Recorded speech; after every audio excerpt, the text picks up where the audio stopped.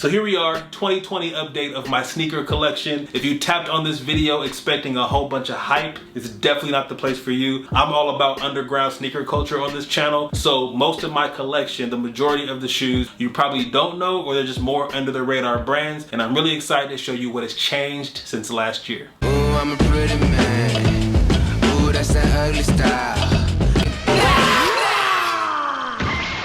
Now first up, let's start with the Coil Capri. I have 8 colors in this exact same shoe. It's the more affordable version of common projects. As opposed to 400 bucks, it'll cost you maybe like $250. And in fact, they're having a sale right now of like $125 for some of the pairs. So I'll link them down below if you want to check them out. But my favorite color in these shoes out of all the ones I have are the cream colorway. The white upper and the off-white sole just makes it really easy to wear. And I probably wear these shoes the most out of my entire collection.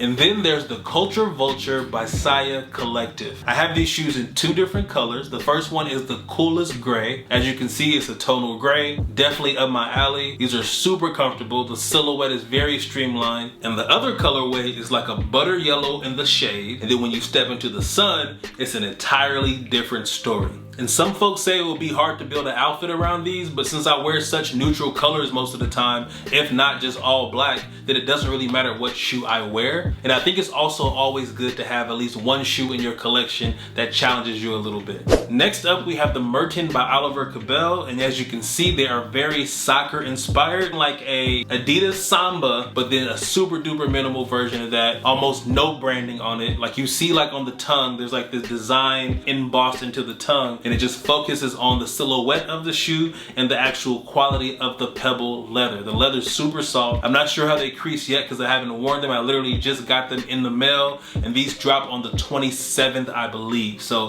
thank you, Oliver Cobell, for letting me get my hands on these early. And if you want to check them out, they're linked down below. The next brand on this list is Represent Clothing. I've been a fan of them since like 2015, 2016. So this first pair is the Alpha. It's a very simple low top with really great details. So if you look at the shoe, you have like this ballistic nylon situation going on in this dusty brown color with a cream sole. And it's this beautiful balance between a very simple, clean silhouette, but rugged details like the unfinished edges around the tongue or the heel tab, to the zigzag stitching, to the vent hole in the side of the shoe. And then we have the Terrier, which I would describe as like a running shoe from the future. You have a really thick sole with a ripstop leather and suede upper, dual tone round laces, all wrapped around this sock that really just completes the silhouette and elevates the shoe overall. And if you hit it with the flash, you'll see the 3M reflective on the front and on the back.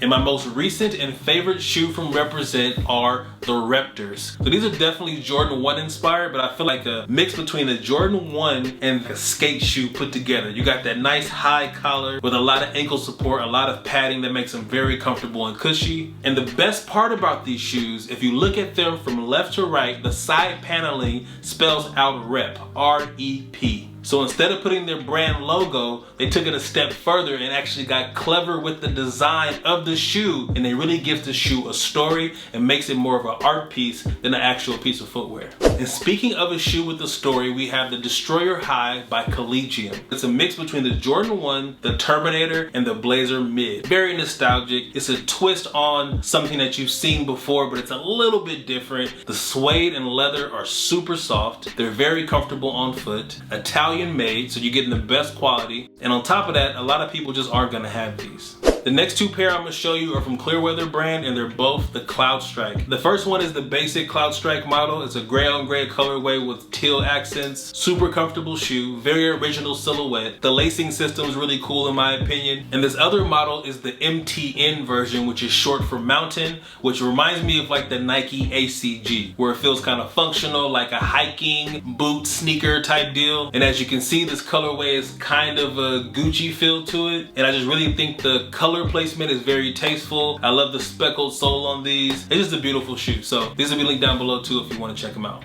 Now moving on to a brand that everybody knows, I have 5 Air Force Ones in my collection. This first pair are Nike IDs that I call the Chicago Gums. I designed them myself. They're inspired by the Chicago 1 Jordans, obviously, with that pre-yellowed gum sole. The next pair are the Wolf Grays. This is the first time I ever seen a translucent sole that wasn't like the gum color or like the ice color or clear. This is actually a gray on gray suede shoe with a gray translucent sole. And then you have my Air Force One types, and these really got me back into Air Force Ones last year, and these are the only Forces I had in like the last 10 years up until this point. And I really just enjoyed the approach that Nike took on these, just kind of taking them to the lab, changing them up, taking that midsole around the front a little bit higher, changing up the materials with the translucent panels, the neoprene tongue, the actual functional strap that will tighten the shoe if you pull it. It's just a beautiful balance of function and fashion. And these are my Dragon Ball Z customs by a guy that goes by the name of Major Waves. He saw one of my TikToks and was like, yo, I want to send you a pair of shoes. These are actually manga pages, which are Japanese comic books if you guys don't know. And he actually cut them out and put them on the shoe. But I actually haven't worn these shoes and I probably won't. Just something I want to just have as a collector's item, especially as a big anime fan, because it was one of the first ones that I was exposed to when I was younger. And speaking of collector's item, these are the Mowab Air Force Ones from 2003. I got them dead stock like 3 months ago from Poshmark. They were maybe like $180, which is a steal for these. And I remember wanting these shoes when they first came out. I was just broke and I couldn't afford them. And I randomly just Googled them to see if they were around, and boom, there they were.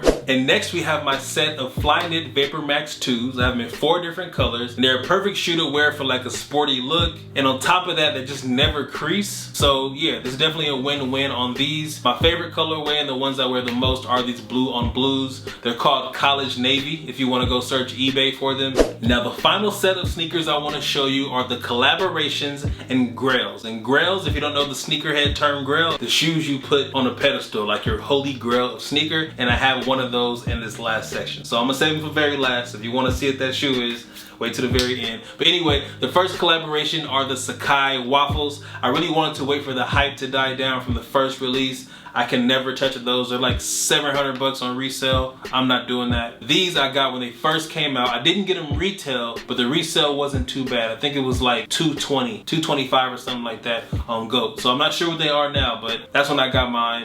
These are the New Balance collaboration with Aimé Leon Dore, and these are the epitome of nostalgic dad shoe from the 90s. This is definitely the most colorful shoe that I own, but again, you guys know my style is super simple, so it's really easy to put these on with the things that I wear and let the shoes do all the talking. And then we have my Go Yard Vans customs. I probably had these shoes since like 2017, I want to say. I barely even wear them. I might have worn them since I've had them 20 times total. I try to baby them because the fabric isn't actually sewn. I know that only a certain amount of steps is gonna come off, so I don't have any other Vans, so I want to keep Vans in my collection always because I used to work there back in the day. So yeah, just a special thing for me. Next we have the Nike collaboration with the Japanese brand Undercover on the Daybreak silhouette. And these are actually the women's colorway. The men's comes with a white swoosh on it. I think it's on the Nike website right now, and they still come in men's sizes. If you like these and you don't mind the black swoosh, you can probably still get them on the Nike website to this day.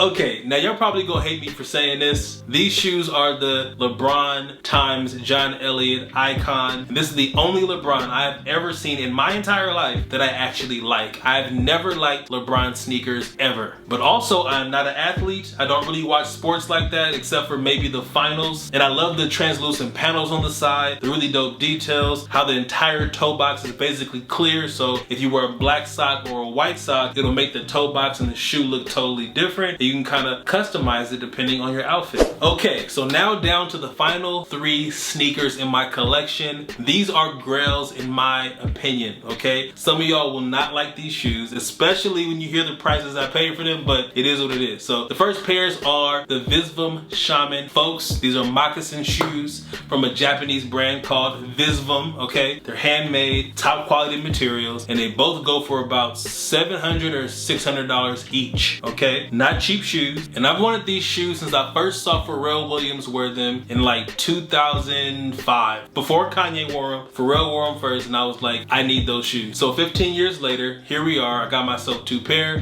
And last but not least is the Jordan 1 patent leather Chicago mids. These are from 2003. I got them from StockX for like $4.50, and that is a steal if you know about getting Jordans from any era around the early 2000s. I'm just blessed that I was able to get my hands on these for less than $1,000, because literally after I bought those, the next listing was like 1,200 bucks for the exact same shoe, same size. So yeah, that is my entire collection. If you stuck with me all the way to the end, drop a comment right now. I'm leaving hearts on all the comments. Everybody that made it to the end, I know you really messed with me. I know you guys are really my real ones. So thank you for your time. I appreciate you, and I will see you on the next one.